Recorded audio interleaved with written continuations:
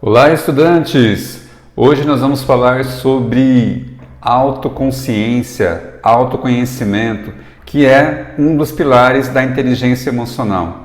Então, na aula de hoje, na nossa aula 3, nossa terceira aula, nós vamos falar sobre personalidade e tentar, de alguma forma, responder a essa importante pergunta: quem eu sou?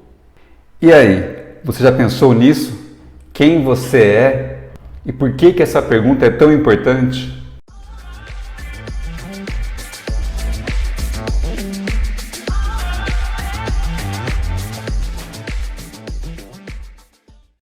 Bom, então quando nós falamos em autoconhecimento, nessa perspectiva da inteligência emocional, a gente está falando então do nosso conhecimento, da nossa consciência em relação a como a gente é, a como a gente se comporta, a como a gente se sente. Então, diante de algumas demandas, nós temos diferentes tipos de emoção, diferentes tipos de emoções, e a gente vai entendendo e internalizando as nossas emoções. E a partir disso, construindo uma perspectiva sobre a gente mesmo. Então, há muitas formas de se conhecer. Há livros, filmes, palestras, terapia. Tudo isso, de algum jeito, vai contribuir para que a gente tenha uma compreensão sobre a gente mesmo. Então, de um modo geral, a gente está interessado em desenvolver o nosso autoconhecimento. E esse é um processo que não finda. Afinal, a gente está sempre mudando. E para você, o que é autoconhecimento? Bom, de um modo geral, a gente pode atribuir esse conceito a uma perspectiva simples como uma avaliação dos nossos pensamentos. O que se passa pela nossa cabeça, o que a gente sente, até níveis mais profundos em relação às nossas características de personalidade. Então, o autoconhecimento envolve a nossa percepção sobre o mundo, as nossas crenças e também a nossa personalidade. Quem a gente é, como a gente se comporta e como a gente se sente em determinadas circunstâncias. Então, personalidade tem a ver com isso, com pensamento, sentimento e ação. Como eu penso, como eu sinto e como eu me comporto. Eu gosto de destacar que esse processo se estende pela vida toda. Então, entendendo dessa forma, o autoconhecimento não é um produto, mas sim um processo. Um processo de reflexão sobre os nossos comportamentos, sobre os nossos sentimentos, sobre os nossos pensamentos. E uma compreensão que essas questões, pensar, sentir, agir, vão mudando ao longo do tempo. Na psicologia, eu gosto dessa perspectiva de entender, de me entender e de entender os meus pacientes, os meus alunos, num processo de desenvolvimento, nessa possibilidade mesmo de crescer, mudar, se desenvolver. Há muito tempo se fala nessa questão de autoconhecimento. Na própria filosofia de Sócrates tem essa perspectiva de conhece-te a ti mesmo, tanto compreendendo como um processo de autoconhecimento e também um processo de conhecer o mundo à nossa volta. E também um conhecimento da verdade. Para Sócrates, se conhecer é um ponto de partida para uma vida autêntica e feliz, para uma vida equilibrada. Nessa perspectiva, a gente vai entender o quanto a autenticidade, que envolve a gente poder ser quem a gente é, contribui para uma vida feliz e equilibrada. Assim, podemos entender que parte deste equilíbrio está em como você se sente e na percepção de autenticidade que isso tem de acordo com as suas ações. Em termos de personalidade, pensando nesse construto, na perspectiva do autoconhecimento, a gente pode entender como uma perspectiva dinâmica, que vai integrando padrões de comportamento e a nossa subjetividade. A gente vai construindo a nossa personalidade ao longo da vida a partir das nossas experiências, sobretudo a nossa subjetividade e dos nossos comportamentos, aquilo que nós mostramos aos outros. Personalidade seria mais ou menos a soma disso tudo. E é um processo dinâmico, ou seja, vai mudando ao longo do tempo. E uma coisa acaba influenciando a outra. Subjetividade e padrão de comportamento. Dentro do contexto da psicologia, há muitos modelos teóricos e práticos tentando explicar a personalidade e entendendo aquilo que poderia ser a norma, considerando as culturas, a sociedade e aquilo que pode ser compreendido como um desvio ou transtorno. Nessa perspectiva, há uma classificação de transtornos de personalidade. Mas isso aqui é assunto para outras aulas, outros conteúdos aqui do canal. Eu vou ler aqui então a definição de personalidade. Pode ser definida como uma integração dinâmica da totalidade de experiências subjetivas e padrões de comportamento de uma pessoa. Nos estudos de psicologia, em especial considerando os estudos sobre a personalidade, nós temos uma teoria que é a teoria dos traços. Nessa perspectiva, o modelo Big Five é o modelo mais aceito hoje para descrever a nossa personalidade. Então, o modelo Big Five é chamado também de modelo dos 5 grandes fatores. Assim, é possível nos avaliar a partir desses 5 fatores, desses 5 temas: neuroticismo, extroversão, socialização, realização e abertura à experiência. O fator socialização também pode ser encontrado ou nomeado como agradabilidade. E o fator realização também pode ser encontrado com o nome de conscienciosidade. Você conhece esse modelo Big Five?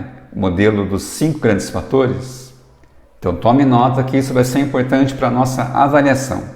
O primeiro fator tem muito a ver com a nossa disciplina, inteligência emocional, porque é um fator que vai falar sobre a vulnerabilidade emocional. Quanto o sujeito é instável emocionalmente. Quanto mais instável emocionalmente ele é, mais neuroticismo ele tem, mais neurótico ele é. Pessoas com alto neuroticismo, pessoas ansiosas, inibidas, melancólicas, pessoas com baixa autoestima. Nós podemos compreender neuroticismo a partir desses 4 subfatores: vulnerabilidade, instabilidade emocional, passividade e depressão. Nessa perspectiva, entendendo como traço de personalidade. Então, são pessoas mais vulneráveis, mais instáveis emocionalmente, mais reativas às coisas que acontecem com elas. Pessoas que não conseguem controlar ou gerenciar muito bem as próprias emoções. Podem ser pessoas mais passivas em relação à comunicação. Sabe, aquelas pessoas que se deixam levar pelo ambiente, que não se impõem, não expressam o que estão sentindo, quase sempre guardam para si. E há uma tendência a ter um pensamento mais pessimista, mais depressivo em relação a si, mundo e futuro. A extroversão indica a nossa quantidade de interação social. São pessoas mais expressivas, mais comunicativas. Certamente vocês conhecem alguém que é bastante extrovertido. Usualmente essas pessoas têm facilidade para se expressar, para falar em público, conhecer outras pessoas. Normalmente elas tomam iniciativa nas situações. Por exemplo, se você faz uma dinâmica de grupo num ambiente de trabalho, num processo seletivo, normalmente as pessoas extrovertidas são aquelas que vão falar alto, vão tomar iniciativa, vão iniciar a atividade. Por outro lado, nós teremos pessoas mais introvertidas, mais reservadas.